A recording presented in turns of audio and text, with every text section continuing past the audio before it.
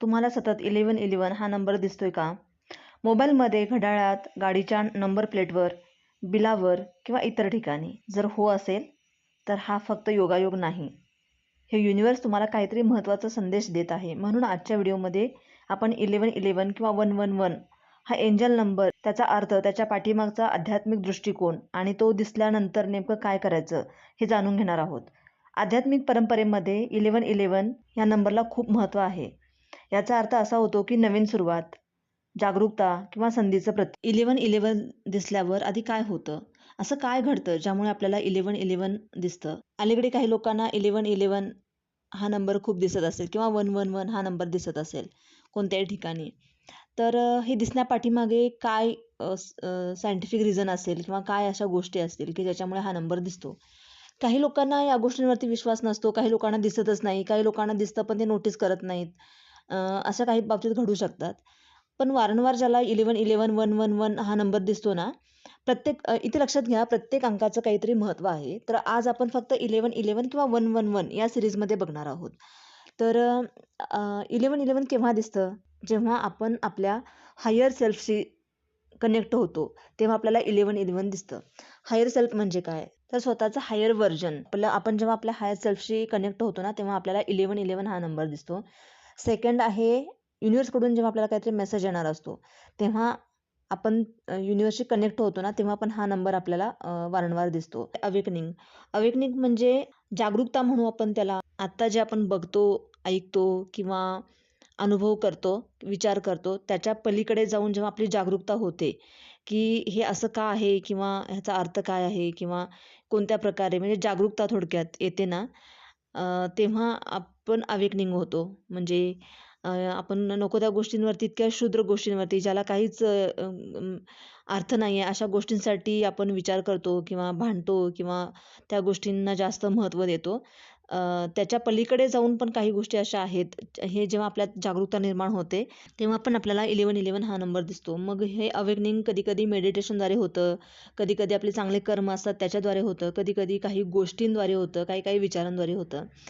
आता जेव्हा माझ्या लाईफमध्ये काही अशा गोष्टी आल्या, म्हणजे जसं की एनर्जी, व्हायब्रेशन, फ्रिक्वेन्सी किंवा क्वांटम फिजिक्स किंवा हे angel numbers, the secret book, ह्या अशा टाईपच्या जेव्हा गोष्टी आल्या ना, तेव्हा मी जेव्हा नोटीस केलं होतं, की असं काय घडलं, की ह्या माझ्या आयुष्यात ह्या गोष्टी आल्या.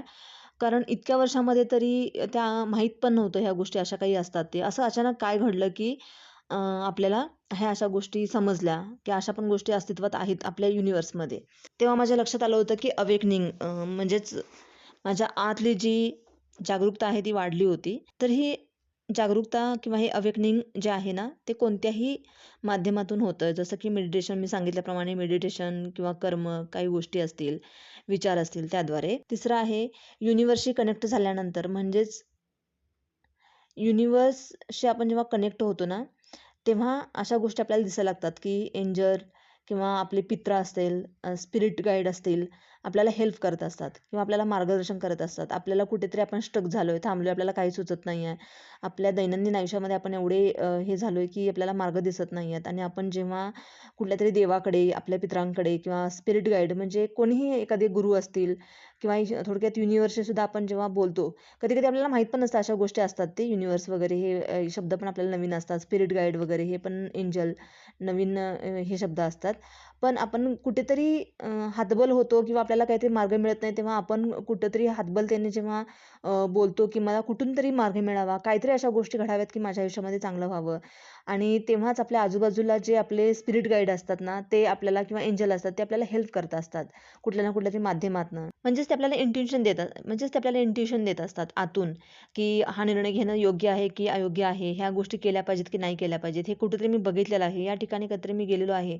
अशा प्रकारे आतून जे येतं काहीतरी असं आपल्याला समजतं, त्यालाच आपण इंट्युशन म्हणतो. तर हे आपल्याला गाईड करतं, मदत करतं आपल्याला. आपण कुठे थांबलोय, कुठे स्टक झालोय, कुठे काही गोष्टी घडल्यात, आपल्याला मार्ग दिसत नाही. आपण कुठेतरी एक असंच बोलायचं म्हणून वैतागून बोललेलो असतो किंवा हतबलतेने किंवा एक आपण सरेंडर होऊन बोललेलो असतो, की मला ह्यातून मार्ग पाहिजेत, मला ह्यातून बाहेर पडायचं. तेव्हा काही ना काहीतरी अशा गोष्टी आपल्यासमोर येत असतात. त्याच्यातलंच 11-11, त्यामुळेच 11-11 हे आपल्याला आपल्या वारंवार दिसायला लागतं. जेव्हा 5वा आहे इंट्युशन पॉवर. जसं मी मगाशी म्हटलं तसं आपल्याला आतून इंट्युशन मिळत असते, की काही ना काहीतरी आपल्या आयुष्यामध्ये चांगल्या गोष्टी घडतायत किंवा घडाव्यात. त्याच्यासाठी सुद्धा आपल्याला 1111 दिसल्यानंतर आपल्याला एक आतून तर आपल्याला एक मेसेज मिळतो. आता 1111 दिसल्यानंतर काय करायचं? ज्या वेळेस आपल्याला 1111 दिसतं ना, त्यावेळेस आपण युनिव्हर्सचे आभार मानायचे, देवाचे आभार मानायचे. म्हणजे हा एक संकेत आहे आपल्यासाठी, की हे का दिसतंय आपल्याला? म्हणजे काहीतरी नवीन गोष्टी आहेत, येणार आहेत किंवा घडतायत किंवा आपण योग्य मार्गावर जात आहोत. याच्यासाठी हा नंबर आपल्याला वारंवार दिसत असतो. आणि दुसरी गोष्ट आहे, की तुम्ही 1111 दिसायच्या आधी तुम्ही काहीतरी विचार करत होता का? तुम्हाला काही प्रश्न होता का? तुम्ही कोणत्या परिस्थितीमध्ये अडकला होता का? आणि तुम्ही मदत मागितली होती का कुठे? म्हणजे देवाकडे असेल किंवा तुम्ही सतत एखाद्या गोष्टीचा विचार करताय, तुमच्यासमोर एखादा प्रश्न आहे, तुम्हाला एखाद्या गोष्टींवरती काहीतरी उत्तर हवं असेल आणि आपण सतत त्या गोष्टीचा विचार करतोय किंवा उत्तर मागतोय किंवा मार्ग शोधतोय, तर त्यावेळेस देखील तुम्हाला 1111 हा नंबर दिसतो. आता इथे त्याचा अर्थ कसा आहे, की जर तुम्हाला तुम्ही कोणतं उत्तर मागितलं होतं किंवा कोणती समस्या तुम्हाला होती म्हणून तुम्ही तो विचार केला होता आणि त्याद्वारे तुम्हाला 1111 दिसलंय.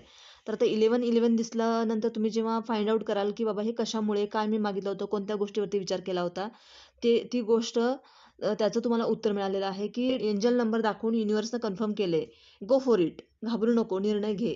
असं त्याच्यावर तुम्हाला त्यांनी कन्फर्म केलेलं आहे. त्याच्यानंतर आपल्याला काय करायचं आहे, की ग्रॅटिट्यूड. एकतर ग्रॅटिट्यूड लिस्ट लिहायची आहे किंवा जर्नलिंग करायचं आहे. तुमच्या इच्छा लिहा. जर्नलिंगमध्ये तुमच्या इच्छा लिहा. कारण हा नंबर पॉवरफुल नंबर आहे. त्यामुळे तुमच्या इच्छा ज्या काही असतील ना, त्या मॅनिफेस्ट व्हायला मदत होतात. त्याच्यानंतर मेडिटेशन. मेडिटेशन करा आणि त्यामध्ये व्हिज्युअलायझेशन सुद्धा करा. कल्पना करा, की तुमच्या आयुष्यामध्ये जे तुम्हाला हवं आहे, ती गोष्ट तुमच्याकडे येते किंवा तुम्ही त्या गोष्टीपर्यंत जाताय, हे कल्पना करा. तुम्ही पॉझिटिव्हिटीने काहीतरी टेक्निक प्रॅक्टिस सुरू करू शकता. त्यामुळे तुम्हाला तुमच्याशी आणि युनिव्हर्सशी तुमचं जे नातं आहे किंवा तुमचं जे गोल आहे, या तिन्हीशी अलाइन व्हायला तुम्हाला सोपं जाईल. म्हणजे तुम्ही, युनिव्हर्स आणि तुमचं गोल हे एका लाईनमध्ये अलाइन व्हायला लागाल ना, त्यावेळी सगळ्या गोष्टी सहजपणे घडायला लागतील. कोणत्याही प्रकारे तुमचं मॅनिफेस्टेशन पूर्ण व्हायला लागेल. तर हा होता माझा आजचा व्हिडिओ अबाउट 1111 वर. यापुढची एंजल सीरीज पण मी घेऊन येत आहे.